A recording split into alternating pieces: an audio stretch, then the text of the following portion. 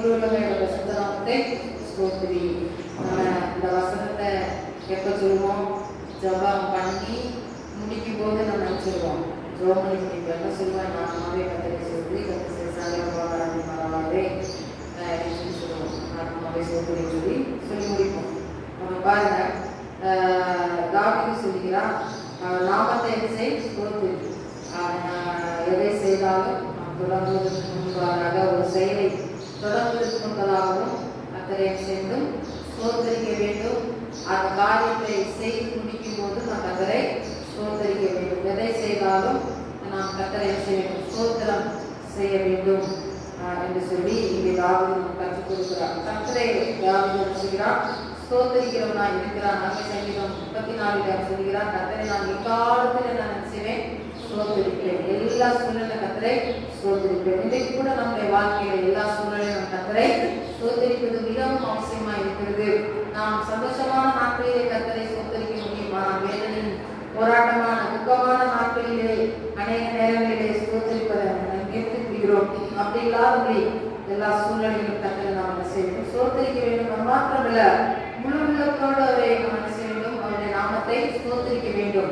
வெறும் புதத்தினால் அல்ல. இன்றைக்கு அனைவருடைய ஸ்தோத்திரம், அனைவருடைய துதி எதில் இருக்கிறது? வெறும் புதத்தளவிலே அவர்களுடைய துதி இருக்கிறது. ஆனால் வேதம் சொல்லுகிறது, சங்கீதத்தார் சொல்கிறார், என் முழு உள்ளமையோட பசுத்த நாமத்தை சொல்லி முழு உள்ளத்தோடு அவர் என்ன வேண்டும்? கத்தரை ஸ்தோத்தரிக்க வேண்டும். அவருடைய நாமம் எப்படிப்பட்ட நாமம்? பசுத்தமுள்ள நாமம். அந்த பசுத்துள்ள நாமத்தை முழு உள்ளத்தோடு என்ன செய்யணும்னா ஸ்தோத்தரிக்க வேண்டும்.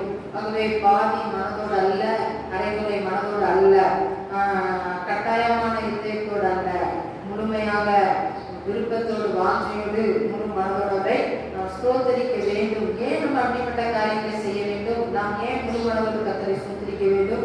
நாம் முழு மனதோடு கத்தரை துதிக்கும் போதுதான் அவர் நம்மிலே என்ன செய்ய முடியும்? வாசம் பண்ண முடியும். அவர் நம்மிலே தங்கி இருக்க முடியும். அவர் நம்மை ஆசீர்வதிக்க முடியும். ஆகவேதான் நாம் முழு உள்ளத்தோடு அவரை ஸ்தோத்தரிக்க வேண்டும். என் ஆத்மாவை கத்தரை ஸ்தோத்திரம் செய்த சகல உபகாரங்களை மறவாதே. ஏன் இந்த இடத்திலே சகல உபகாரங்களை மறவாதே என்று சொல்லப்பட்டிருக்கிறது? அநேக நேரங்களிலே மனிதர்கள் என்ன செய்கிறாங்க? ஆண்டவர் செய்த நன்மைகளை என்ன செய்கிறார்கள்? மறந்து போகிறார்கள். எத்தனையோ நன்மைகள் ஆண்டவர் செய்தால் கூட அநேக நேரங்களிலே மறந்து போய் நம்ம அதெல்லாம் நினையாதபடி மறந்து போயிடுறோம். அப்படி இல்லாதபடி எல்லா சூழ்நிலைகளிலும் எல்லா காலங்களிலும் கர்த்தர் எந்த அளவுக்கு உயர்த்தினாலும் நாம் கர்த்தரை செய்ய வேண்டிய அவர் செய்த நன்மைகளை நாம் அவர் நடத்தி வந்த அந்த பாதையில் ஒருபோது நம்ம என்ன செய்யக்கூடாது? மறக்கக்கூடாது. ஆண்டவரை இயேசு கிறிஸ்து சிலுவையில் ஜனங்களை வனாந்தரத்தில் அற்புதமா நடத்தினார். வனாந்தரத்தில் தண்ணி கிடையாது, ஆகாரம் எதுவுமே கிடையாது, வெறும் வனாந்தரம், எதுவுமே இல்லை. அப்படிப்பட்டதான் ஒரு இடத்திலே என்ன செய்தார்? அந்த ஜனங்களுக்கு ஆண்டவர் என்ன செய்தார்? நல்லா மன்னாவை கொடுத்தார், காடைகளை கொடுத்தார், தண்ணீரை கொடுத்தார். அப்போ அப்படிப்பட்ட ஆசீர்வாதமாக நடத்தி வந்த அந்த இஸ்ரவேல் ஜனங்கள் கர்த்தர் என்ன செய்தாங்க? அவர் செய்த அந்த இப்படிப்பட்ட சூழ்நிலையெல்லாம் நம்ம ஆண்டவர்களை நடத்தினாரே என்று சொல்லி அதை நினைத்து நன்றி செலுத்தாதபடி அவர்கள் அதை மறந்து முருகூர்க்காக என்று பார்க்கிறோம். இன்னுமாக யோசேப்பு அங்கே சிறைச்சாலையில் இருந்தபோது பானபாத்திரக்காரன் சுயமாகி அந்த சம்பவம் நமக்கு தெரியும். அவர்கள் இருக்கும்போது அப்ப யோசேப்பு சொல்லுகிறார் அவர்களிடத்திலே, நீங்கள் வாழ்ந்திருக்கும் போது என்னை நினைத்துக் கொள்ளுங்கள் என்று சொல்லும்போது அவர்கள் இருவரும் என்ன செய்தார்கள்? அவர்கள் ஒரு நாள் சிறைச்சாலையிலிருந்து விடுவிக்கப்படுகிறார்கள். பானபாத்திரக்காரன் என்ன செய்கிறான்? விடுவிக்கப்படுகிறான். விடுவிக்கப்படும் போது அவன் என்ன செய்கிறான்? மறந்து போய் விடுகிறான். யோசேப்பை நினைவாமல். இன்றைக்கு எத்தனையோ நேரங்களில் நம்ம எத்தனையோ பேருக்கு என்ன செஞ்சிருப்போம்? உதவியெல்லாம் செஞ்சிருப்போம் எத்தனையோ சூழ்நிலையில. ஆனா ஒரு காலகட்டத்துல நம்ம என்ன செஞ்சிருவாங்க? மறந்துடுவாங்க. நம்மள ஒரு பெரிய விஷயமா என்ன செய்ய மாட்டாங்க? நினைக்க மாட்டாங்க. அதை விட மேலாக நம்ம உண்டாக்கின தேவன் நமக்கு எவ்வளவோ நன்மைகளை என்ன செய்திருக்கிறார். அதை நம்ம என்ன செய்யாதபடி நினையாதபடி அதை என்ன செய்கிறோம்? மறந்து போய்விடுகிறோம். அப்படி மறந்து போய்விடாதபடி அவருடைய செய்த ஒவ்வொரு நன்மைகளையும் நினைத்து நினைத்து நம்ம செய்யணும். அவருக்கு எல்லா நாட்களிலும் நாம் நன்றி செலுத்தணும். ஆண்டவரே, நான் இப்படிப்பட்ட சூழ்நிலையிலிருந்து நீர் என்ன செஞ்சீர்? தூக்கி எடுத்தீர், என்னை ரட்சித்தீர், என்னை அபிஷேகித்தீர், என்னை பிள்ளையாய் மாற்றினீர், என்னை தெரிந்து கொண்டீர். நான் யாராவது இப்படிப்பட்ட ஒரு சூழ்நிலையில் இருந்தேன். ஆனால் இன்றைக்கு இந்த அளவாக என்னை உயர்த்தி வைத்திருக்கிறீர், என்னை நடத்தி வைக்கிறீர். எத்தனையோ ஆபத்திலிருந்து என்னை தப்புவித்திருக்கிறீர். எத்தனையோ வியாதிகள் எனக்கு சுகம் தந்திருக்கிறீர். என் தேவைகளை சந்தித்திருக்கிறீர் அப்படின்னு சொல்லி ஒவ்வொரு காரியத்தையும் நினைத்து நாம் என்ன செய்ய வேண்டும்? நன்றி செலுத்த வேண்டும். அப்போ அப்படி நாம் நன்றி செலுத்தும் போது ஆண்டவர் நம்ம என்ன செய்வாரு? நம்ம இன்னும் அதிகமா ஆசீர்வதிப்பாரு.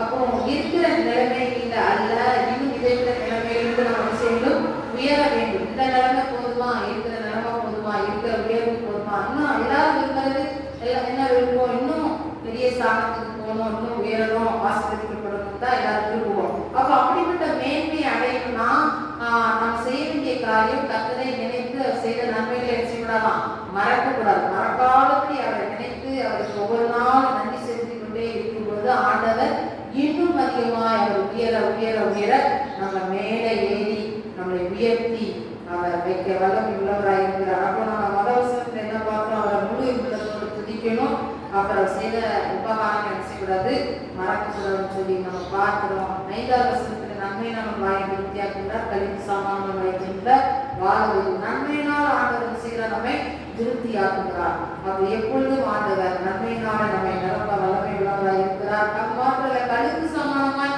உன் வயது திரும்ப வாழ்வது போலாக இருக்கு. கழுகு சமானமான வயது, கழுகை குறித்து அநேக நேரங்களிலே நம்ம சொல்லி இருக்கிறோம். கழுகுடைய ஆயுஷ்நாட்கள் எப்படி அதனுடைய பலன் கொடுக்கும்போது அது என்ன செய்யும், மீண்டும் அது எப்படி அதனுடைய பலன் குறையும் போது அது இறகுகளை எல்லாம் பிரித்து கொண்டு உயர்ந்த மலைகளிலே அது போய் என்ன செய்யும், அமர்ந்து கொண்டு அது சில நாட்கள் மாதங்கள் என்ன செய்யும், காத்திருக்கும் புதிய இறகுகள் முளைக்கும்படிக்காக. அப்போ புதிய இறகுகள் முளைத்து வரும்போது அதுக்கு என்ன உண்டாகிறது, ஒரு புதிய பலன் செய்கிறது உண்டாகிறது.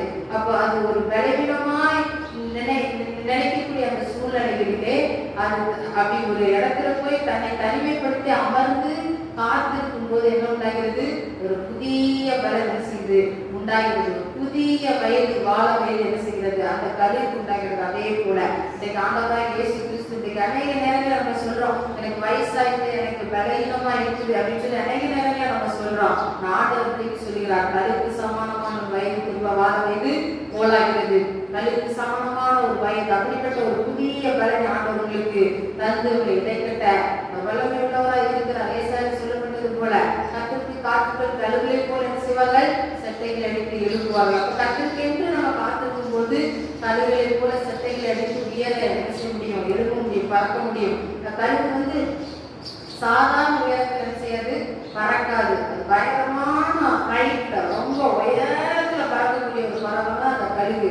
அப்படிப்பட்டதான உயர்வான ஒரு ஸ்தானங்களிலே ஆண்டவர்களை உயர்த்தி வைக்க வல்லமை உள்ளவராக இருக்கிறார். அப்படிப்பட்டதான ஒரு புதிய பலனை நீங்க பெறணும்னா அந்த நாட்களில் நீங்க செல்லும் தேவனுடைய சமூகத்துல காத்திருக்கணும். காத்திருந்து அதை பெற்றுக்கொள்ளும் போது கழுகுகளை போல ஆண்டவர் என்ன செய்வார்கள், வாழ செய்ய வல்லமை உள்ளவராக இருக்கிறார். அது மாத்திரமல்ல 11, 12ஆம் வசனத்திலே அங்கே சொல்லப்படுகிறது, அவருக்கு பயப்படுகிறவர்களுடைய கிருபை பெரிதாக இருக்கிறது. கர்த்தருக்கு பயப்படுகிறவர்கள் மேல கர்த்தருடைய கிருபை எப்படி இருக்கிறது, பெரிதாக இருக்கிறது. கர்த்தருக்கு பயப்படுகிற பயத்தை குறித்து இங்கே சொல்லப்பட்டிருக்கிறது. அப்ப நம்ம கர்த்தருக்கு பயப்படுகிற பயத்தால் என்ன செய்யப்பட வேண்டும், நிரப்பப்பட வேண்டும். அங்கே மனிதர்கள் அநேக மனுஷனுக்கு பயப்படக்கூடிய மக்களா இருக்கிறார்கள். கணவனுக்கு பயப்படக்கூடிய மனைவி, மனைவிக்கு பயப்படக்கூடிய கணவன், பெற்றோருக்கு பயப்படக்கூடிய பிள்ளைகள், இன்னும் நிறைய மக்களுக்கு பயப்படக்கூடிய அப்படிப்பட்ட பயம் இருக்குது. அப்படிப்பட்ட பயத்தை நாம் புறம்பே தள்ளிவிட்டு கர்த்தருக்கு பயப்படுகிற ஒரு பயத்தால் நாம் செய்து நிரப்பப்பட்டு இருக்க வேண்டும். கர்த்தருக்கு பயப்படுகிற இந்த பயம்தான் அது உங்களை உயர்த்துகிறோம், உங்களை ஆசீர்வாதத்துக்களாக வழிநடத்துகிறதா இருக்கிறது. அப்ப அப்படிப்பட்ட ஒரு பயத்திற்குள்ள நம்ம வரணும். கர்த்தருடைய சமூகம்னா நமக்கு ஒரு பயம் இருக்கணும். கர்த்தருடைய சமூகம், இது கர்த்தருடைய நேரம், கர்த்தருடைய ஆலயம், தேவ சமூகம், ஒரு பயம் நமக்கு என்ன செய்ய வேண்டும், உண்டாயிருக்க வேண்டும். ஆதி நாட்களிலெல்லாம் நாங்க கர்த்தருக்கு பயப்படுகிற ஒரு பயம் என்ன செய்ய இருக்கும். நானா சின்ன பிள்ளையா இருக்கும்போது தேவனுடைய சமூகம், தேவனுடைய ஆலயம் என்றால் எப்படி இருக்கும் நான் சொல்றேன். இன்றைக்கு அனைவருக்கு தெரியுதோ தெரியல அது தெரியல. ஆனா நான் வளர்க்கப்பட்ட விதத்திலே நான் குழந்தையா இருக்கும்போது சிறு பிள்ளைகளே ஒரு ஆலயம் ஆராதனை எப்படி இருக்கும்னா மிகுந்த பயபக்தியா இருக்கும். அது சிறு பிள்ளைங்க கூட என்ன செய்ய மாட்டாங்க, அசைய மாட்டாங்க, வெளியில போக மாட்டாங்க. அந்த ஆராதனை முடியும் எல்லாரும் என்ன செய்வாங்க, அப்படி அமைதலா இருந்து அந்த ஆராதனையை உற்று கவனித்துக் கொண்டிருப்பார்கள். சிறு பிள்ளைகள் முதல் கொண்டு கத்தரை என்ன செய்வார்கள், ஆராதிப்பார்கள், துதிப்பார்கள். அப்போ அப்படி சிறு பிள்ளைகள் கொஞ்சம் சேட்டை பண்ணும்போது எழுப்பி வெளியில போகும்போது அவங்க என்ன செய்வாங்க, அங்கே சபை போதகர் என்ன செய்வார்கள், அவர்களை கண்டித்து பழக்குவிப்பார்கள், இப்படி இருக்க வேண்டும். அதுதான் மாத்திரம்தான் அவர்களுடைய பெற்றோர்கள் என்ன செய்வார்கள், அந்த பிள்ளைகளை கண்டித்து அப்படி தேவ சமூகத்தில் இருக்க பல குவிப்பார்கள். அப்படியாகவே அந்த பிள்ளைகளை பயபக்தியா என்ன செய்யும், வளரும். அப்போ கர்த்தருடைய சமூகம்னா இப்படிதான் இருக்கணும், ஆலயம்னா இப்படிதான் இருக்கணும், இப்படிதான் பயபக்தியா இருக்கணும், ஆராதிக்கணும் என்கிறத அந்த நாட்களில பார்க்க முடியுது. இந்த நாட்களிலே அது எப்படி இருக்குதுன்னு தெரியல. ஆனா அப்படிப்பட்ட ஒரு ஸ்ட்ரிக்டா என்ன செய்வாங்க, இருப்பாங்க. ஒரு போதகராக இருந்தாலும் சரி, அங்கே பெற்றோர்களாக விசுவாசிகளாக இருந்தாலும் சரி, அப்படி ஒரு தேவனுடைய சமூகம் என்றாலே ஒரு பயபக்தி. ஆனா இன்றைக்கு தேவனுடைய சமூகத்துல என்னெல்லாமோ நடக்கிறது, ஆடல் நடக்கிறது, இன்னும் தேவையில்லாத பேச்சுகள், தேவையில்லாத காரியங்கள் இருக்கிறது. அப்படிப்பட்ட காரியங்கள் ஆண்டவர் என்ன செய்கிறார், வெறுக்கிறார். அப்போ தேவனுடைய சமூகம், தேவனுடைய ஆலயம் அப்படின்னா நம்ம பயபக்தியாய் கர்த்தரிடத்திலே இருக்கிறோம், கர்த்தரை தொழுது கொண்டு ஆராதிக்க வேண்டும். அப்ப கர்த்தருக்கு பயப்படுகிற ஒரு பயம். அப்போ ஆலயத்தில் மட்டும்தான் அப்படிப்பட்ட பயம் நமக்கு இருக்கணுமா என்று அல்ல, எல்லா இடங்களிலும் நம்ம கர்த்தருக்கு பயப்படுகிறோம். நம்ம வீட்டில் இருந்தா கூட நமக்கும் ஆண்டவருக்கும் இடையே ஒரு தனிப்பட்ட ஒரு பயபக்தி இருக்கணும், பயம் இருக்கணும். ஆண்டவர்னா நம்ம அந்த அளவுக்கு அவரை கனப்படுத்தி உயர்த்தி வைக்கணும். தனி ஜபனா என்னுடைய தனி ஜப நேரம்ங்கிற ஒரு பயம் நமக்கு இருக்கணும். அதுல நம்ம அந்த நேரங்களை கர்த்தருக்கு கொடுத்து நம்ம செய்தோம் ஜபத்துல தரித்திருக்க வேண்டும். தேவனுடைய பிள்ளைகள் அப்ப எல்லா சூழ்நிலையும் எல்லா இடங்களிலும் கர்த்தருக்கு ஏற்ற அந்த பயத்தோடு நம்ம வாழும்போது ஆண்டவர் நம்மை பெரிதாக அவர் பெருக பண்ணி உயர்த்துகிறதுனா இருக்கிறார். அது மாத்திரம் இல்ல, அவர் பயப்படுகிற பிள்ளைங்களுக்கு என்ன செய்வாராம், இறங்குவார். அப்போ அநேக சில இக்கட்டான சூழ்நிலைகளிலே கைவிடப்படக்கூடிய அப்படிப்பட்ட சூழ்நிலைகள் நமக்கு வரும்போது வருகிறது போல இருந்தாலும் ஆண்டவர் நமக்கு என்ன செய்வார், இறங்குவார். ஏன் இறங்குவார், நீங்கள் அவர்களுக்கு பயந்திருக்கிறபடினால அவர்களுக்கு இறங்குவார். ஆண்டவருக்கு பயப்படுகிற பிள்ளைகளுக்கு ஆண்டவர் அதி சீக்கிரத்திலே சடுதியாக ஆண்டவர் செய்வார், இறங்குகிற தேவனா இருக்கிறார். 13ஆம் வசனத்துல நம்ம அதான் பார்க்கிறோம். தகப்பன் தன் பிள்ளைக்கு இறங்குது போல கர்த்தர் தமக்கு பயந்தவர்களுக்கு என்ன செய்கிறார், இறங்குகிறார். அப்ப கர்த்தருக்கு பயப்படுகிற பயம் இன்றைக்கு நமக்கு இருக்கிற ஒரு வருஷத்தின் கடைசி நாட்களை வந்திருக்கிறோம். தேவனுடைய சமூகத்தில் நம்ம தாழ்த்தி நம்ம ஒப்பு கொடுத்து அவருடைய சமூகத்திலே நாம் காத்திருக்க வேண்டும். அப்ப எப்பொழுதும் கர்த்தரிடத்தில் பயந்திருக்கிற அப்படிப்பட்ட ஒரு காரியம் நமக்கு என்ன செய்ய உண்டாக வேண்டும். 17ஆம் வசனம், கர்த்தருடைய கிருபை அது பயந்தவர்களுடைய நீதியோட பிள்ளைகளுடைய பிள்ளைகளுக்கு நாமே கிடைக்கும் உள்ளது. கர்த்தருடைய கிருபை யார் மேல இருக்குது, கர்த்தருக்கு பயப்படுகிற பிள்ளைகள் தான் இருக்குது. சும்மா எல்லார் மேலேயும் கர்த்தருடைய கிருபை இருக்குன்னு வேதம் சொல்லல. நல்லா படிச்சு பாருங்க. 17ஆம் வசனம், கர்த்தருடைய கிருபையோ அவருக்கு பயந்தவர்கள் மேலும் அவருடைய நீதி அவர்கள் பிள்ளைகளுடைய பிள்ளைகள் மேலும் அநாதியா இன்றைக்கும் உள்ளது. என்ன சொல்லப்பட்டிருக்கிறது, அவருடைய கிருபை எப்படி இருக்குன்னா அவருக்கு பயந்தவர்கள் மேல். கிருபைனா என்னது, அவருடைய இரக்கம். அவருடைய இரக்கம் யார் மேல இருக்குன்னு சொல்லப்பட்டிருக்கிறது, அவருக்கு பயந்திருக்கிற ஜனங்கள் மேல என்ன செய்யலாம், அந்த இரக்கம் ஆனது அது தங்கி இருக்கிறதா இருக்கிறது, நீங்காதபடி அது தங்கி இருக்கிறதா இருக்கிறது, அவர்கள் மேல் என்ன செய்கிறது இருக்கிறது. கர்த்தருக்கு பயப்படுகிற மேல் தேவனுடைய கிருபை இருக்கிறது. அது மாத்திரம் அவருடைய நீதி, அவருடைய விசுவாசம், அவருடைய நம்பிக்கை அவருடைய பிள்ளைகள் மேல இருக்கிறது, அநாதியா இருக்கிறது. கர்த்தருக்கு பயப்படுகிற மக்கள் அவர்களுடைய சந்ததிகள் மேல், அவர்களுடைய பிள்ளைகளுடைய பிள்ளைகளுடைய பிள்ளைகள் மேல எப்படி இருக்கிறது, அநாதியா இருக்கிறதா இருக்கிறது. அப்ப தேவனுடைய பிள்ளைகளே, இந்த வேதத்துல நம்ம பார்த்த பிரகாரமாக நாம் கர்த்தரை முழுவதோடு துதிப்போம், செய்த நன்மைகளை மறவாதபடி இருப்போம், அவருக்கு பயந்து இருப்போம், அவரை விசுவாசித்து நாம் நடப்போம். கர்த்தர் நம்மை வந்திருக்கிறோம். நாளைக்கு நமக்கு ஒரு வாரம் காலையில் ஜெபம் இருக்கும். 10 மணிலிருந்து 1 மணி வரைக்கும் பிள்ளைகள் வீடுகளில் அந்த ஜெபத்திலே கலந்து கொள்ளும். இந்த வருஷம் முழுவதும் கர்த்தரை கண்மணி போல பாதுகாத்தார். கடந்த வாரத்திலே உபவாசத்தில் அவர் சொன்னார், 1 வார காலம் நீங்கள் சபையால் கூடி ஜெபிக்க வேண்டும் என்று சொன்னார். ஆகவே நீங்கள் தேவர்களை வீடுகளில் இருக்கிறீர்களா, நீங்கள் காலையில் கலந்து வாருங்கள். காலையில் 5 முதல் 6 மணி வரைக்கும் ஜெபம் இருக்கும். ஒருவேளை உங்களால் வேலைக்கு போனீங்கன்னா இந்த டைமில் நீங்கள் வரலாம். மற்றவர்கள் காலையில் 10 மணிலிருந்து 1 மணி வரைக்கும் அந்த ஜெபத்தில் நீங்கள் கலந்து கொள்ளுங்கள். கர்த்தருடைய வாழ்க்கையில் பெரிய காரியங்கள் செய்யலாம். அல்லேலூயா. இந்த காரியங்களிலும் தியானத்திற்கு நாம் எடுத்துக்கொண்ட வேத பகுதி எரேமியாவின் புத்தகம் 33ஆம் அதிகாரம் 3 பக்கம் 920ஆம் பக்கம் இருக்கு. பழைய பாட்டிலே 920ஆம் பக்கம் 920ஆம் பக்கம் எரேமியா 33:3 வாசிக்கலாமா? என்னை நோக்கி கூப்பிடு, அப்பொழுது நான் உனக்கு உத்தரவு கொடுத்து நீ அறியாதது உனக்கு எட்டாவதுமான நாம எல்லாம் சேர்ந்து முறை வாசிங்க பார்க்கலாம். என்னை நோக்கி கூப்பிடு, நான் அப்பொழுது நான் உனக்கு உத்தரவு கொடுத்து நீ அறியாததும் எட்டாவதுமான பெரிய காரியங்களை அறிவிப்பேன். என்னவரை என்னை நோக்கி கூப்பிடு, நான் அப்பொழுது நான் உனக்கு உத்தரவு கொடுத்து நீ அறியாததும் உனக்கு எட்டாவதுமான பெரிய காரியங்களை அறிவிப்பேன். என்னவரை என்னை நோக்கி கூப்பிடு, அப்பொழுது நான் உனக்கு உத்தரவு கொடுத்து நீ அறியாத எட்டாவதுமான பெரிய காரியங்களை. அல்லேலூயா, அல்லேலூயா. ஆண்டவர் இந்த வருஷத்தின் இறுதி நாட்களிலும் அவர் சொல்லுகிற காரியம் என்ன? என்னை நோக்கி கூப்பிடு. ஒரு அல்லேலூயா சொல்லுங்க. அல்லேலூயா, அல்லேலூயா. எரேமியாவின் நாட்களிலே அவர் ஒரு தீர்க்கதரிசி, ஒரு ஆசாரிய வகுப்பை சேர்ந்தவர். அவருடைய வாழ்க்கையிலே அவர் இஸ்ரவேல் ஜனங்களுடைய பாவங்களை சுட்டிக்காட்டி அவர் தீர்க்கதரிசனம் உரைத்தார். இஸ்ரவேல் ஜனங்கள் மனம் திரும்ப வேண்டும், அவர்கள் கர்த்தரை நோக்கி பார்க்க வேண்டும் என்று சொல்லி சொன்னார். ஆனால் அவர்கள் மனம் திரும்பவில்லை. ராஜாவாகிய யோசியா, ராஜாவாகிய யோயாக்கீம் போன்ற ராஜாக்களின் நாட்களிலே அவன் என்ன செய்தான்? தீர்க்கதரிசனம் உரைத்தான். ஜனங்கள் விக்கிரக ஆராதனை பண்ணினார்கள், ஜனங்கள் தங்கள் பிள்ளைகளை பலி கொடுத்தார்கள், தீ விதித்தார்கள், இப்படிப்பட்ட அருவருப்பான காரியங்களை செய்த போது ஆண்டவர் சொன்னார், ஜனங்களே மனம் திரும்புங்கள், உங்களுடைய தேசத்திலே அழிவு வரப்போகிறது, நேபுகாத்நேச்சார் வந்து உங்களுடைய தேசத்தை எடுத்துக்கொள்ள போகிறார், உங்களுடைய துரைமார்கள், உங்கள் இருக்கிற பெரிய வாலிபர்களை கொண்டு போக போகிறார், நீங்கள் சிறையிருப்புள்ளே போக போகிறீர்கள் என்று சொல்லி அவன் தீர்க்கதரிசனம் உரைக்கிறான். அல்லேலூயா. அதற்கு அவருக்கு கிடைத்த பரிசு என்ன? வாசிப்பாங்க. எரேமியா 33:1 வாசிப்பாங்க.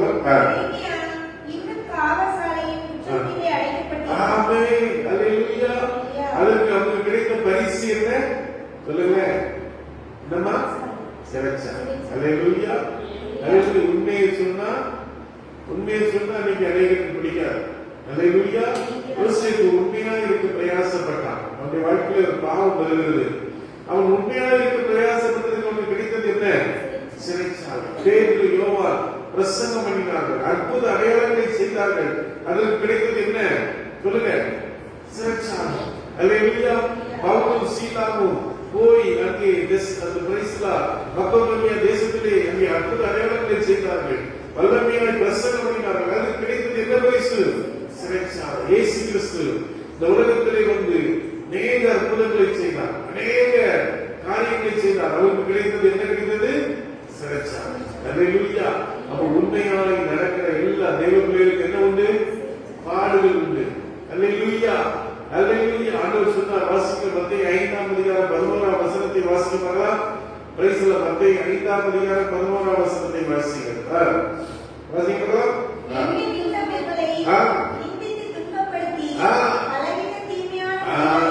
தேவ பிள்ளைகளை என்ன செய்வாங்க? நிந்தித்து துன்பப்படுத்துவாங்க. ஏய், நீ பெரிய ரைட்ல தூக்கிட்டு போற, நீ பெரிய இவனா, வெள்ளையும் போட்டுக்கிற, நகையெல்லாம் கலத்திட்ட, நீ இப்படி இருக்கிற அப்படி இருக்கிறேன்னு சொல்லி இன்னைக்கு பலவிதமான நிந்தைகள் வரலாம். அல்லேலூயா. நம்மளை திட்டலாம், ஏசலாம், பகைக்கலாம். அல்லேலூயா. அம்மா இருந்த வீட்டுக்கு பின்னால ஒரு குடும்பம் இருந்துச்சு, எங்க அம்மாவுடைய சொந்தக்காரங்க. அந்த குடும்பம் தான் என்னுடைய குடும்பத்துக்கு, எங்க அம்மா குடும்பத்துக்கு நம்ம செய்வதை வைத்தவர்கள். அவர்கள் ஆலயத்துக்கு போயிட்டு வெள்ளை சேரலாம் ஊட்டிட்டு அவங்க வரும்போது அந்த குடும்பங்கள் பயங்கர வார்த்தைகளை சொல்லுவாங்க, பயங்கரமான நிந்தனைகளை சொல்லுவாங்க. அப்படியாக அநேக கஷ்டங்களை இன்னைக்கு தெய்வ பிள்ளைகள் வரும் பொழுது அனுபவிக்கிறார்கள். ஒரு அல்லேலூயா சொல்லுங்க. ஆண்டவர் சொன்னார், நீ என்னை நோக்கி கூப்பிடு. ஒரு அல்லேலூயா சொல்லுங்க. தெய்வ பிள்ளைகளே, இன்னைக்கு நீங்க கஷ்டத்துக்குள்ள இருக்கீங்களா? பாடுகளுக்குள்ள இருக்கீங்களா? தேவைகளுக்குள்ள இருக்கீங்களா? கர்த்தரை நோக்கி கூப்பிட வேண்டும். ஒரு அல்லேலூயா சொல்லுங்க. அல்லேலூயா. இயேசு கிறிஸ்து சிலுவையில் இருக்கும்போது அவர் கூப்பிட்டார் பிதாவை நோக்கி. அவர் முதலாவது என்ன ஜெபம் பண்ணினார்? பிதாவே, இவர்களுக்கு மற்றவர்களுக்காக ஜெபம் பண்ணினார். அல்லேலூயா, அல்லேலூயா. இயேசு கிறிஸ்து முதலாவது எதற்காக கூப்பிட்டார்? மற்றவர்களுக்காக கூப்பிட்டார். அடுத்ததாக சொன்னார், என் தேவனே, என் தேவனே சொல்லுங்க, ஏனில்லை தனக்காகவும் ஜெபம் பண்ணார். ஒரு அல்லேலூயா சொல்லுங்க. அப்ப ஒரு தேவனுக்குள்ள எப்படிலாம் ஜெபிக்கணும் சொல்லுங்க? மற்றவர்களுக்காக ஜெபிக்கணும், அப்புறம் நமக்காகவும் ஜெபிக்கணும். ஒரு அல்லேலூயா சொல்லுங்க. அல்லேலூயா, அல்லேலூயா. நம்ம அடிக்கடி சொல்கிற ஒரு வார்த்தை வார்த்தை உண்டு. அவங்க சேலையை பற்றி சொல்லுவாங்க, அந்த கடவுளே என் புருஷனுடைய ஆயுஷ் இருக்கணும், கெட்டியா இருக்கணும். ஒரு அலையிலையா சொல்லுங்க. அவங்க அடிக்கடி ஜெபம் பண்ணுவாங்க, என் புருஷனுக்கு ஆயுஷ் நிறைய தாங்கப்பா அப்படிம்பாங்க. அவங்க கடந்த செப்டம்பர்ல பருவத்துக்கு போயிட்டாங்க. ஆனாலும் அவர்கள் புருஷனுக்காக ஜெபம் பண்ணாங்க. அல்லேலூயா. அப்போ நீங்க உங்க புருஷனுக்காக ஜெபம் பண்ணணும், உங்க பிள்ளைகளுக்காக ஜெபம் பண்ணணும், உங்க மனைவிக்காக ஜெபம் பண்ணணும். ஒரு அல்லேலூயா சொல்லுங்க. ஜெபிக்கணும். குடும்ப வாழ்க்கை என்பது எப்படிப்பட்ட வாழ்க்கை? ஈஸியா லவ் பண்ணும்போது நல்லா இருக்கும். லவ் பண்ணும்போது எப்படி இருக்கும்? நல்லா இருக்கும். காதலர்கள் என்ன செய்வாங்க, அவங்க பாட்டு ஜாலியா அப்படின்னு ராத்திரி 3 மணி 2 மணி வரை பேசுவாங்க. கல்யாணம் முடிச்சு 1 மாசம் அனுப்புறம் பேசுறதுக்கு என்ன இருக்காது? ஒண்ணுமே இருக்காது. இவர் ஒரு பக்கம் பட்டுப்பாரு, நம்ம ஒரு பக்கம் பட்டுப்பாரு. இன்னைக்கு நிறைய குடும்பத்துல எப்படி இருக்குது? இப்படிதான் இருக்குது. 40 வயசு வரைக்கும் தான் புருஷன் பொண்டாட்டியே வாழ்றாங்க. 40 வயசுக்கு அப்புறம் என்ன ஆயிடுது? புருஷன் ஒரு பக்கம் படுக்கிறாரு, பொண்டாட்டி ஒரு பக்கம் படுக்கிறாரு. அல்லேலூயா. வெளியில பார்த்தா அப்பா இவங்களை போல ஒரு ஜோடி இருக்குதா, இவங்களை போல ஒரு இருக்காங்களே சொல்லி வெளியில எழுதிவாங்க, நம்மளை பத்தி சொல்லுவாங்க. ஆனா எப்படி இருக்குது? பாருங்க, நீங்க அன்னைக்கு குடும்பத்துல வெளியில பார்க்கும்போது எப்படி இருக்குது? நல்ல சந்தோஷமா இருக்குது. அப்பா இவங்க எவ்வளவு சந்தோஷமா இருக்காங்கப்பா, அப்பா இன்னும் ஜோடியா இருக்காங்கப்பா. ஆனா குடும்பத்துல இருக்கிற பிரச்சனைகள் யாருக்கு தெரியும்? ஆண்டவருக்கு தான். ஒரு அல்லேலூயா சொல்லுங்க. அந்த கண்ணீர் தாவிது ஒவ்வொரு நாளும் அவன் அழுதான், ஒரு நாள் அவன் வேதனையோடு இருந்தான். அநேக நெருக்கங்கள், அநேக பாடுகள், இந்த எரேமியாவுடைய வாழ்க்கையிலும் அநேக கஷ்டங்கள் வந்தது, அநேக பாடுகள் வந்தது, உபத்திரங்கள் வந்தது. ஆனால் அந்த கர்த்தரை நோக்கி கூப்பிட்டான். ஒரு அல்லேலூயா சொல்லுங்க. அல்லேலூயா. நாம ஒரு காரியத்தை நம்ம இப்போ இன்னைக்கு பார்த்தல, சங்கீதம் 103ல என்ன பார்த்தோம்? ஒரு அக்கிரமத்தை மன்னித்து உன் நோய்களை குணமாக்கி நன்மையினாலும் கிருபையினாலும் என்ன செய்தார்? சொல்லுங்க. தேவன் நம்முடைய வாழ்க்கையில என்ன செய்கிறார்? எப்பவும் நன்மை செய்கிறது. ஒரு அல்லேலூயா சொல்லுங்க. எதை செய்தாலும் நம்முடைய வாழ்க்கையில என்ன செய்கிறது? தேவன் நன்மை செய்கிறது. ஒரு அல்லேலூயா சொல்லுங்க. அல்லேலூயா. இந்த வார்த்தையில கூட அப்பா சொன்னார், மருந்து வீட்டுக்கு வா அப்படின்னா நான் ஜோம் மீட்டிங் சொன்னா நீ ஒரு வாரம் சபையில ஜோம் பண்ணுங்க. ஒரு அல்லேலூயா சொல்லுங்க. அப்ப அப்பா வார்த்தை கேட்கலாம், ஆண்டவர் வார்த்தை கேட்கலாம். யார் வார்த்தை? ஆண்டவர் வார்த்தை தான் கேட்கணும். அவர் என்ன சொல்கிறாரோ அதன்படி செய்யுங்கள். அல்லேலூயா. அப்போ ஆண்டவர் வார்த்தையை நம்ம கேட்கணும், கர்த்தருடைய வார்த்தையை நம்ம கேட்கணும். ஒரு அல்லேலூயா சொல்லுங்க. அப்ப ஆண்டவர் சொல்கிறார், எல்லா நேரங்களிலும் ஆண்டவர் நம்ம கூட இருக்கிறார். ஒரு அல்லேலூயா சொல்லுங்க. விஷயங்கள் மிக கடுமையாக இருக்கலாம், ரொம்ப பொறுமையாக இருக்கலாம். இஸ்ரவேல் ஜனங்கள் ஒரு பயங்கர அந்த சிறையிருப்புக்குள்ளாக, பயங்கர கஷ்டத்துக்குள்ளாக போகும்போது ஆண்டவர் சொன்ன வார்த்தைகளை எரேமியா 29:11 வாசிக்கணுமா? எரேமியாவின் புஸ்தகம் 29ஆம் அதிகாரம் 11ஆம் வசனத்தை வாசிக்கணுமா? எரேமியா 29:11 வாசிக்க. நீ எதிர்பார்த்திருக்கிற முடிவுகளை உங்களுக்கு கொடுக்கும்படிக்கு உங்களுக்கு நினைத்திருக்கிற நினைவுகளை அறிவிக்க என்று கர்த்தர் சொல்கிறார்.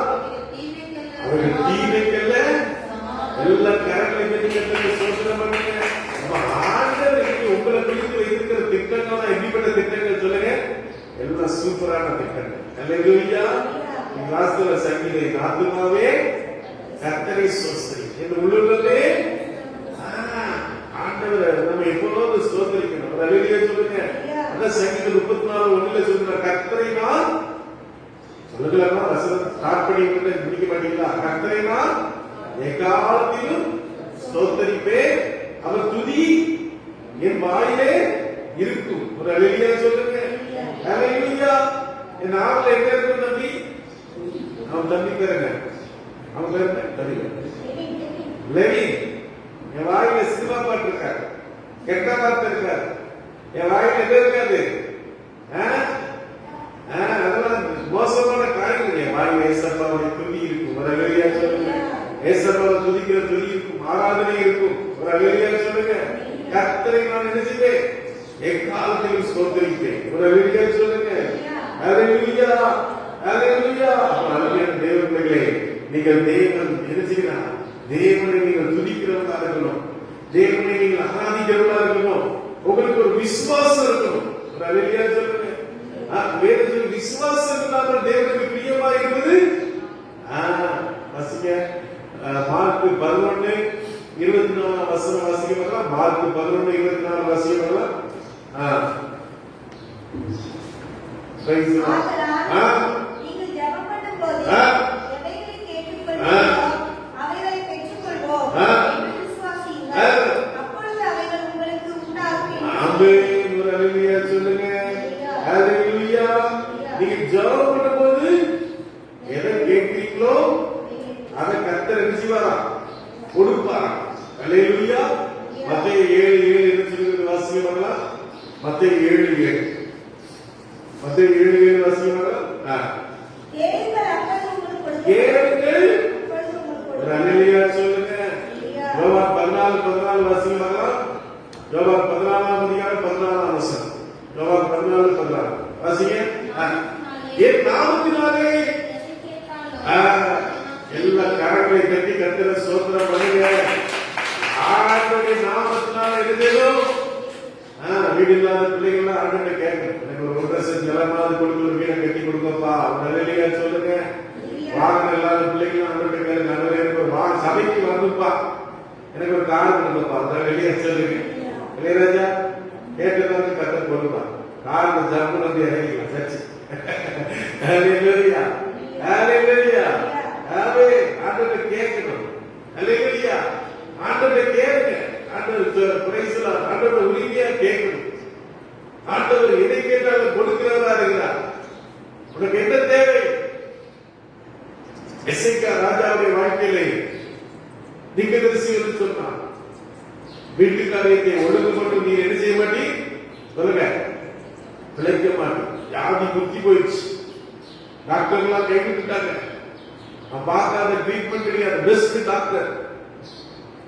டாக்டர் வச்சு பார்த்தா எல்லாம் முடிஞ்சு போச்சு. கூலிக்காரன்னு சொல்லிட்டாரு, எப்ப நீ பிழைக்க மாட்டா. எல்லாம் யார உனக்கு அடுத்தால யார நீ ராஜாவா ரெடி பண்ணிடு, பெட்டிக்கெல்லாம் சொல்லிடு, சபை பெட்டிக்கெல்லாம் சொல்லிடு, ஆளெல்லாம் சொல்லி எல்லாம் சொல்லியிருப்பாங்க. ஒரு அல்லேலூயா சொல்லுங்க. அல்லேலூயா. நடந்தது என்ன? ஆண்டவர் ஜெபம் பண்ண, ஆண்டவரே நம்பி சாயம் எடுக்கிறப்பா, எனக்கு கிருபை தாங்கப்பா, கிருபை தாங்கப்பா. ஒரு அல்லேலூயா சொல்லுங்க. ஆண்டவர் என்ன பண்ணாரு? எத்தனை வருஷம் கொடுத்தாரு? எத்தனை வருஷமா? 15 ஆண்டுகளை கற்றுக் கொடுத்தார். ஒரு அல்லேலூயா சொல்லுங்க. 15 ஆண்டுகளை அவருக்கு கொடுத்தார். ஒரு அல்லேலூயா சொல்லுங்க. மதுரையில ஒரு மனுஷன் இருந்தான். அவனுக்கு உசுரம் பெட்டி. அவன் பெரிய ஹாஸ்பிட்டல் அட்மிட் ஆயிடும். உடம்பு முழுக்க வியாதி. டாக்டர் சொல்லிட்டாங்க, எப்பா நீ பிழைக்க மாட்ட, உனக்கு இனி மருத்துவம் என்ன செய்யாது, ஹெல்ப் பண்ணாது, மருத்துவம் உதவி செய்யாது, நீ செத்து போயிடுவ. வீட்டு காரியத்தெல்லாம் ஒழுங்கு பண்ணு. வீட்டுல நீ புதைக்கிறதுக்கு எல்லாத்துக்கும் யாருக்கெல்லாம் சொல்ல வேண்டியதுக்கெல்லாம் சொல்லிடு, புதைக்க வேண்டியதுக்கெல்லாம் சொல்லி. வேதனை, உடம்பெல்லாம் வேதனை. ராத்திரி பகல் கட்டிட்டு இருக்கிறான். பக்கத்துல இருக்கிற ஜனங்கள்லாம் பயந்துட்டு இருக்கிறாங்க. ஐயோ என்ன ஆகும் தெரியல, வேதனை தாங்க முடியல. அப்ப ஒருத்தர் டிராக்ஸ் கொண்டு வர, டிராக்ஸ் கொண்டு வந்து எனக்கு கொடுக்குறாரு. ஐயா என்னால படிக்க முடியாது, நீங்களே படிச்சிருக்கீங்க. அப்ப இயேசு கிறிஸ்து தான் விடுதலை கொடுப்பா, சுகத்தை கொடுப்பா அப்படின்னு சொல்லி அதுல போட்டுருந்துச்சு. அவரு எனக்காக ஜோப் பண்ணுங்க, ஜோப் பண்ணாரு. ஜோப் பண்ணி முடிச்சு கர்த்தர் அன்னைக்கு ராத்திரியே ஒரு சுகத்தை கொடுத்தாரு. அல்லேலூயா சொல்லுங்க. அல்லேலூயா. இவர் பயந்துட்டாரு. டாக்டர் சொல்லிட்டாரு நீ பிழைக்க மாட்டேன்னு சொல்லிட்டாரு. ஆனா என்ன நடந்துச்சு? நான் பிழைச்சிட்டேன். ஒருவேளை நம்ம பிழைச்சிட்டா இவனுங்களே ஊசி போட்டு நம்ம என்ன செய்வாங்க, கொண்டு சொல்லி ஆஸ்பத்திரில இருந்து தப்பிச்சு வெளியே ஓடி ஒருத்தர் பிச்சை எடுத்து ஐயா ஊருக்கு போட்டு காசு கொடுக்க கேட்டு வீட்டுக்கு வர. வீட்டுக்கு பார்த்தா பாடெல்லாம் கட்டி அவரை புதைக்கிறதுக்கு எல்லாம் ரெடி பண்ணிட்டு இருக்கிறாங்க. சொல்லுங்க. இவர் வந்து நின்று ஆச்சரியம். சொல்லுங்க. நீங்க ஒரு விசுவாசியா ஒரு சந்தையில் இருக்கிறார். சொல்லுங்க. அருமையான தெய்வ பிள்ளைங்க, என்னுடைய ஆண்டவர் ஜீவன் உள்ளவராயிருக்கிறார். என்னத்தினாலும் கொடுப்பா. ஒரு சமயத்தில் ஆசா 2 நாளாக பத்ராவாதியா இருந்தே அவனுக்கு விரோதமாய் ஒரு யுத்தம் இருக்கிறது. எத்தியோப்பியனாகிய ஒரு ராஜா நேர 1000 பேரை கூட்டிட்டு வரான். லட்சக்கணக்கான பேர் வர்றாங்க. இவன்கிட்ட கொஞ்சம் ஆட்கள் தான் இருக்கிறாங்க. இவனுக்கு என்ன செய்யுது தெரியல. வாசிக்க 2 நாளாகவும் 14ஆம் அதிகாரம் 11ஆம் வசனம் வாசிங்க. 2 நாளாகவும் 11ஆம் அதிகாரம் 11ஆம் வசனம். பழைய ஏற்பாட்டுல 2 நாளாகவும் இருக்குது. வாசிக்க ஆசா தன் தேவனாகிய கர்த்தரை நோக்கி கூப்பிட்டு இத்தனை பக்கமா சொல்லிருக்கேன். 558 பழைய ஏற்பாட்டுல 558 பக்கம். சொல்லுங்க. வாசிங்க. கர்த்தாவே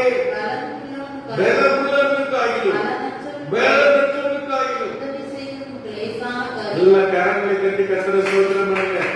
காலையில நீங்க பலத்தோட வந்திருக்கலாம், பலகீனமா வந்திருக்கலாம். ஆண்டவர் சொல்கிறார், அவர் பலத்தையும் அவர் உனக்கு உதவி செய்கிறேன். அல்லேலூயா. அவர் சோர்ந்து போகிறவர்களுக்கு பலத்தையும் சத்துவமில்லாதவர்களுக்கு சத்துவத்தை கொடுக்கிற தேவன். இளைஞர் இலைப்படைந்து சோர்ந்து போவார்கள், வாலிபர் உதவி விடுவார்கள். கர்த்தருக்கு காத்திருக்கிறவர்களோ ஒரு அழியா சொல்லுங்க. என்ன செய்வாங்க? புது பலன் அடைவார்கள். ஒரு அழியா சொல்லுங்க. ஆண்டவருக்கு ஒரு புதிய பலனை கொடுக்க வல்லவராய் வருஷத்தின் இறுதி நாட்களிலே புதிய வருஷத்திலே தேவனுக்கு ஒரு புதிய பலத்தை, ஒரு புதிய சக்தியை, ஒரு புதிய வல்லமையை, ஒரு புதிய கிருபையை கொடுக்க வல்லவராய் எல்லா கரங்களை கட்டி சோதனை பண்ணுங்க. அல்லேலூயா, அல்லேலூயா. 2 ராஜாக்கள் 20ஆம் அதிகாரத்திலே ஒரு மனுஷனை குறித்து நம்ம வாசிக்கிறோம். அவர்தான் யோசபாத். அல்லேலூயா. யோசபாத் கர்த்தருக்கு ரொம்ப பிரியமான ராஜா. ஒரு அல்லேலூயா சொல்லுங்க. ஆண்டவருடைய வழியின்படி நடக்கிறவர். அல்லேலூயா, அல்லேலூயா. 2 நாளாகவும் 20ஆம் அதிகாரம். அப்போ அவனுடைய வாழ்க்கையில் என்ன நடக்கிறது? சொல்லுங்க பார்க்கலாம். என்ன நடக்கிறதுமா? அங்கே 3 விதமான கூட்டங்கள் வருகிறது. அல்லேலூயா. அம்மோன் புத்திரர், மோவாபியர், அம்மோன் புத்திரர், சேயீர் மலை தேசம். 3 விதமான ஜனங்கள் கூட்டமாக கடற்கரை மணலத்தனியாக இவரோடு யுத்தம் பண்ண வருகிறார்கள். அல்லேலூயா. இவன் போய் இஸ்ரவேல் ராஜாவுக்கு உதவி செய்தான். ஆனால் இவனுக்கு உதவி செய்ய யாரும் இல்லை. அல்லேலூயா சொல்லுங்க. ஓ பிரைஸ் தி லார்ட். அவனுக்கு இருந்த நெருக்கத்தின் மத்தியிலே, அவனுக்கு இருந்த கஷ்டத்தின் மத்தியிலே வாசிங்க. 2 நாளாகும் பக்கம் 564ஆம் பக்கம் 20ஆம் அதிகாரம் வாசிங்க. Praise the Lord. வாசிங்க.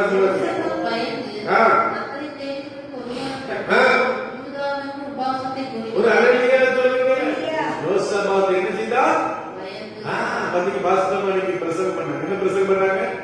பயத்தை, கர்த்தருக்கு பயப்படுகிற பயத்தை குறித்து பிரசங்கம் பண்ணாங்க. அல்லேலூயா. கர்த்தருக்கு பயத்தை என்ன பண்ணுவீங்க? கர்த்தருக்கு பயத்தை என்ன பண்ணுவீங்க? ஜெபம் பண்ணுவீங்க. அல்லேலூயா. எத்தனை பேர் நம்ம ஜெபம் பண்றோம்? எப்ப பார்த்தாலும் செல்போன்லயே ரீல்ஸ் பார்த்துட்டு இருக்க கூடாது. அல்லேலூயா. நீங்க விசுவாசி கூட என்ன பண்றான்? சர்ச்சைக்கு வந்து ஜெபம் முடிஞ்ச உடனே போய் ரீல்ஸ் பார்க்கிறது. எங்க இருந்துதான் காசு வந்து செல்லுல ரீசார்ஜ் பண்ணி எல்லா ரீல்ஸ். உலகத்துல என்ன நடக்கு? வடிவேல் படம், கவுண்டமணி படம், அப்புறம் யாரு எனக்கு வேற நடிகர் தெரியும். ரீல்ஸ் பார்த்து டைம் ஓடிட்டு இருக்கிறோம். கொஞ்ச நேரமாக ஆண்டவருடைய சமூகத்தில் உட்கார்ந்து ஜெபிக்கணும். வருஷத்துக்கு இறுதி நாட்கள்ல வந்திருக்கிறோம். திரும்ப அருமை கடந்த நாட்கள்ல ஒரு போலீஸ்கார் இங்க நாங்க 5ஆம் நம்பர்ல இருக்கும்போது 8ஆம் இருந்தார். பார்க்கும்போது நாங்க விஷ் பண்ணோம். நல்ல மனுஷன், இருதயராஜ் பேர். அங்க பாருங்க, அவருக்கு வயசு கிட்டத்தட்ட 58 வயசு தான், 55 வயசு 56 வயசு தான். அங்க இறந்துட்டார் போன வாரம். நல்ல கவர்மெண்ட் வேலை, நல்ல மிடுக்கா இருப்பாரு. மனைவி வெளிநாட்டுல வேலை பார்த்தாங்க, சொந்த வீடு இருக்குது, எல்லாமே இருக்குது. ஆனா பாருங்க, அவருடைய வயசு சீக்கிரமா அவருடைய காலம் முடிஞ்சிருச்சு. அப்ப நீங்க கர்த்தர் நம்முடைய ஜீவனோடு வைத்திருக்கிறார் என்றால் அது யாருடைய கிருபை? சொல்லுங்க. போன வாரம் ஊருக்கு போயிருக்கும்போது 1ஆம் தேதி காலையில அப்பா சொன்னாங்க, நீ காலையில பிரசங்கம் பண்ணுறா அப்படின்னாங்க. சரின்னு சொல்லி நான் அவருடைய வார்த்தையை கொடுத்தேன். கொடுத்தோம்னா எனக்கு வீட்டுல வேலை பார்த்த மேரியக்காரோட முன்னாள் வேலை பார்த்தாங்க, இப்ப வேற ஆட்கள். அப்போ அவங்க வந்து அப்பாட்ட பேசிட்டு இருந்தாங்க. என்ன, எனக்கு ஒண்ணும் தெரியாது, எனக்கு ஒண்ணுமே தெரியாது. அப்போ பேசிட்டு இருக்கும்போது என்ன நடந்தது கேட்டீங்கன்னா, பிரபுன்னு ஒரு தம்பி இருந்தான். இந்த அக்கா பேர் ஜான்சி தான். அப்போ அவங்க ஹைட்டா இருக்காங்க. அந்த அக்கா இந்த குடும்ப ரசிகர்கள் நம்முடைய சபைக்கு தான் வந்திருந்தாங்க. பிரபு தம்பி சின்ன தம்பி, அவனுக்கு 40 வயசு 42 வயசு தான் இருக்கு. அப்போ அப்பா சொன்னாங்க ஒரு நாள், பிரசங்கம் பண்றதுக்கு ஒரு ஆள் அனுப்பி விடுறாங்க. நான் சுவிசேஷ புத்துன்னு சொல்லி நம்மகிட்ட முன்னாள் அடிக்கடி வருவார். அவரை நான் அனுப்பிவிட்டேன். அவரு என்ன பண்றாருன்னா அந்த வீடுகள்ல சந்திச்சுவார். எப்படியாவது வீடுகள் அட்ரஸ் கேட்டு வீட்டுக்குள்ள ஏறி இறங்கிடுவார். எப்படி அந்த குடும்பத்தை பிடிச்சிட்டார். இந்த குடும்பத்தை பிடிச்சி அவங்க அக்கா மகா அவங்க பொண்ணு இருந்தா அவங்க ஊழியம் தான் செஞ்சுட்டு இருந்தாங்க. இந்த பகுதி ஆவணக்குளத்துல ஊழியம் செஞ்சுட்டு இருந்தாங்க. அப்ப அந்த பிள்ளைய நர்ஸ் வேலை பார்த்தா இவங்க எப்படியோ கல்யாணம் பண்ணி இவங்க வயசு கம்மி தான். இந்த பிள்ளை எப்படி கல்யாணம் பண்ணி வச்சுட்டாங்க. எனக்கு தெரியாது அவன் தம்பி நல்ல தம்பி எவ்வளவு பாசமா நம்மள அண்ணா என்னன்னு சொல்லி நல்ல பாசமா நல்ல அவன் என்ன செய்வான் நர்ஸா இருந்ததால புருஷன் அப்படியே கண்ட்ரோல் பண்ணி வச்சிருக்கான். சில நாள் வீட்டுக்கு வெளியில போட்டு பூட்டிக்குவான். புருஷன் என்ன பண்ணுவா வீட்டுக்கு வெளியில போட்டு அவன் பொறுமையா அமைதியா இருப்பான். ஆனா வேலை சரியான வேலை. 2 மெடிக்கல் சின்ன வயசு தான். அதுக்குள்ள 2 மெடிக்கல் அவளுக்கு கிடைச்சிருச்சு. சொத்துக்கள் வாங்க ஆரம்பிச்சிட்டாங்க.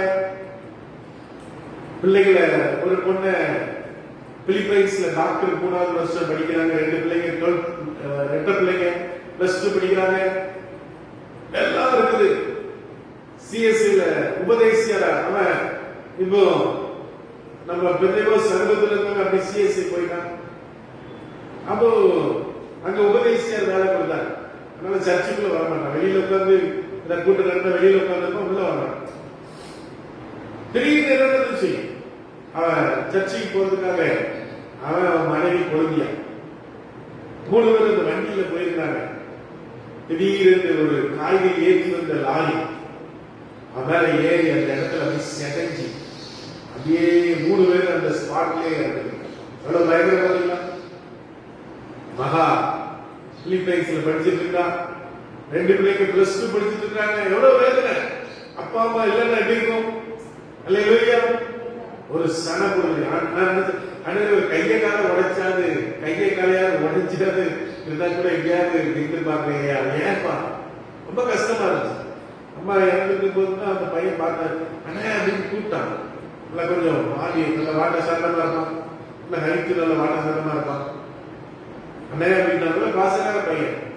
இப்படிங்கிறது ரொம்ப வேதனையா இருந்துச்சு. 42 வயசு இருக்கு. அவனுக்கு இன்னைக்கு கூட 42 வயசு இருக்கும். அந்த வாழ்க்கை ஒரு சன பொழுதுலே போயிடுச்சு. தேவனிலே இந்த உலகத்துல தேவனுடைய கிருபை நமக்கு தேவை.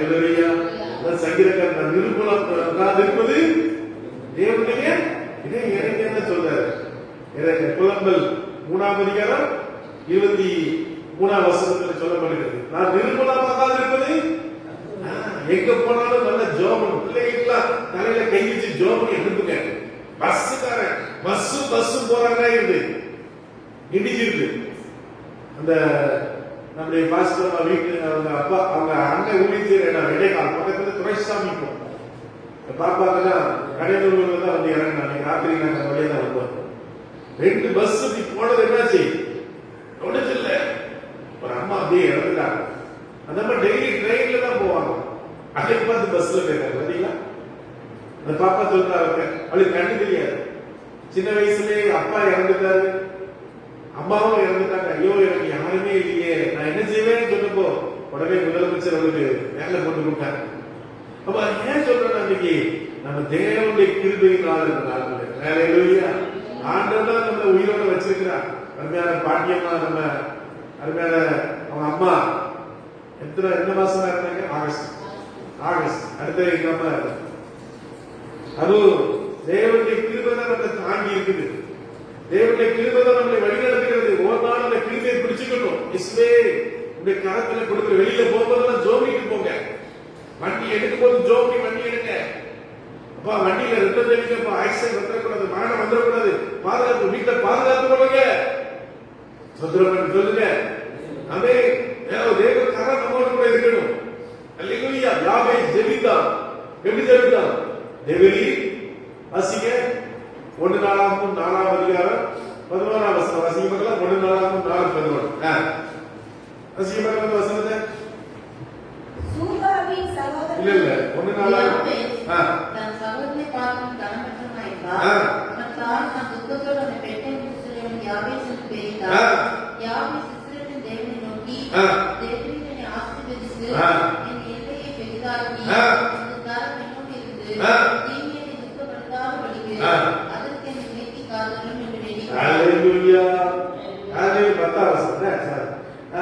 வாசிங்க 9:10.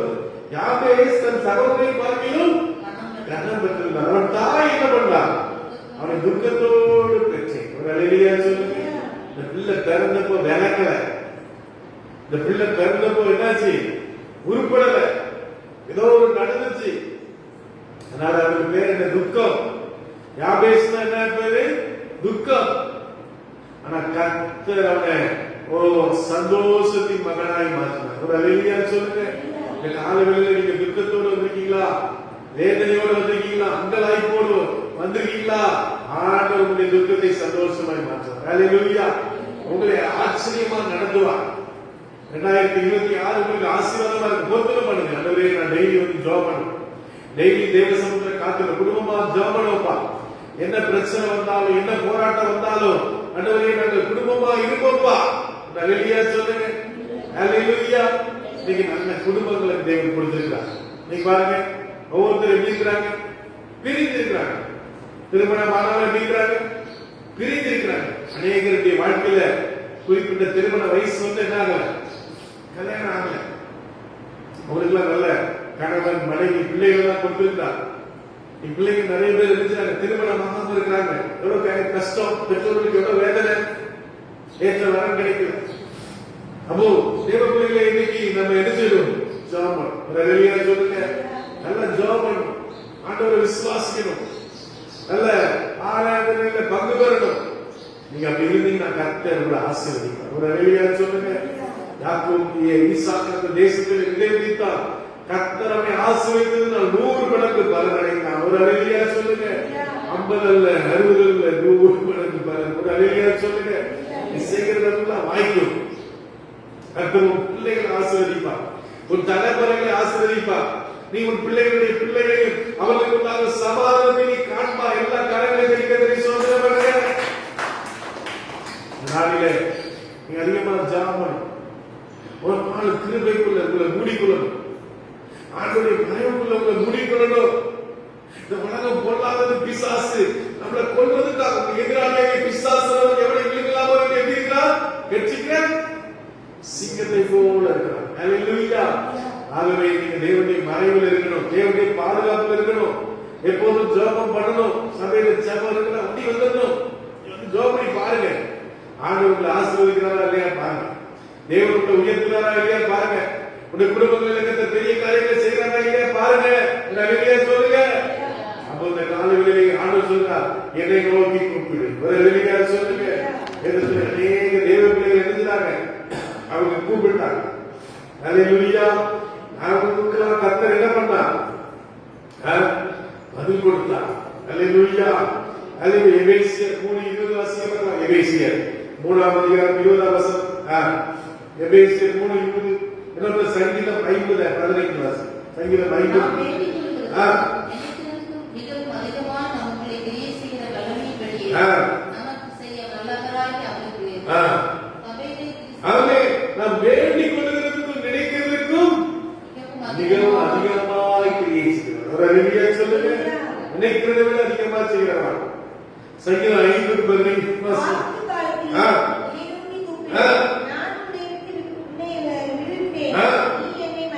ஆபத்து வரும்போது, கஷ்டம் வரும்போது, வேதனை வரும்போது, பஞ்சம், பசி, பிரளயம் வரும்போது ஆண்டவர் நோக்கி கூப்பிடுவது விடுவிப்பார். சங்கீதம் 91:15. சங்கீதம் 91:15. அவன் என்ன நோக்கி கூப்பிடுவான்? நான் மறுத்து வருகிறேன். ஆபத்து நானே என்னோடு தப்புவிக்க. அப்போ ஆண்டவர் என்ன எதிர்பார்க்கிறார்? சொல்லுங்க. கூப்பிடுவான். என் பையன் கூடுவான், என் பிள்ளை கூடுவான், நான் உனக்கு உதவி செய்வேன். அல்லேலூயா சொல்லுங்க. அல்லேலூயா. அல்லேலூயா. கூப்பிடுங்க. கூப்பிடுங்க. ஆண்டவர் நோக்கி கூப்பிடுங்க. கர்த்தர் உங்களுக்கு உதவி செய்வாரா? ஆசீர்வாதம் கொடுக்கிறார். அல்லேலூயா. அல்லேலூயா. அப்போ தேவ பிள்ளைகளே, ஆண்டவர் நோக்கி கூப்பிடும்போது, அல்லேலூயா, அல்லேலூயா, ஆண்டவர் நோக்கி நாம் தேடும்போது ஆண்டவர் நமக்கு உதவி செய்கிறவராக இருக்கிறார். அல்லேலூயா. மீகா 7:15 வாசிக்கலாம். மீகா 7ஆம் அதிகாரம் 15ஆம் வசனம். மிகா 7:10 சங்கீதம் 145:18.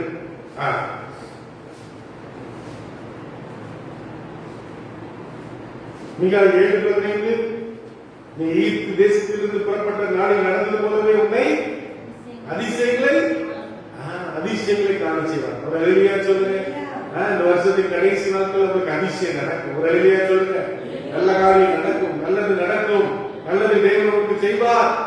சங்கீதம் 145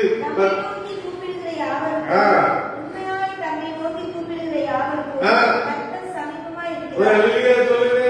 அப்ப 2 விதமான மக்கள் இருக்கிறாங்க.